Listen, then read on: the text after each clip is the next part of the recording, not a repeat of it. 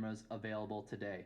But if you're looking to build a system at the cost of around $1,000 per camera and lens package, I would consider the Sony a6400 and Sony E-mount lenses. In order to achieve high quality video, you're going to want a larger camera sensor and better lens optics than what you're going to find with most camcorders, even prosumer camcorders or PTZ cameras. Camcorders or PTZ cameras work great if you have a ton of light in the room, and that's the case for some churches.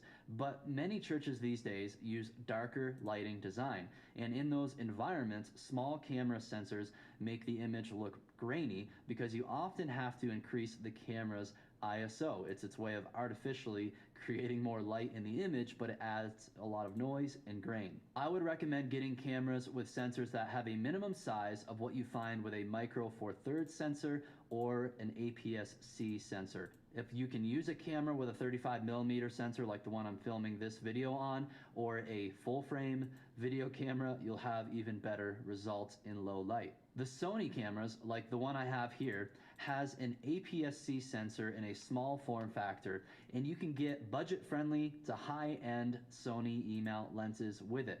Here's some test footage of the Sony a6400 with the E-mount 55 to 210mm telephoto lens.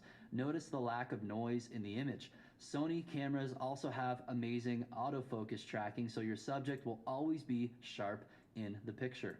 Now here's some footage of the Sony a6400 with the E-mount 16 to 50mm lens, which makes for a great wide shot of your stage or the entire room.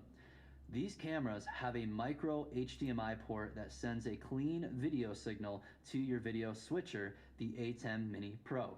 The ATEM Mini Pro has 4 HDMI inputs, meaning you use 4 live action cameras with this switcher. Alongside of being a switcher, it also has a built-in video capture device, meaning when you plug the ATEM into your computer, it will show up as a single camera source.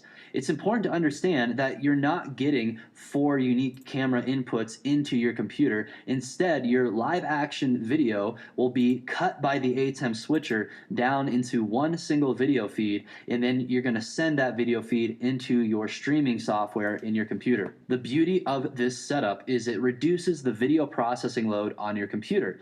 All of the video processing required for live action video switching with these cameras happens inside the ATEM Mini Pro before it goes into the computer. The ATEM Mini Pro has an HDMI multi-view output, allowing the person switching those cameras to preview all of the camera angles before making those switching cues. If you want to save a few bucks on a video switcher, you could get the base model ATEM Mini, but keep in mind that it does not have a multi-view output, which I think could pose a problem with a camera setup of 2 or more angles. You want your camera video switching operator to see the previews of all the various cameras you have in the room. So that covers our setup for capturing live action video and switching between multiple angles for our live stream. So as you can see here, I've got my Sony a6400. I'm actually using a Sigma 16mm 1.4 lens. That's usually when I'm using this camera as a webcam on a desktop. Here are the lenses I recommend for a church setup.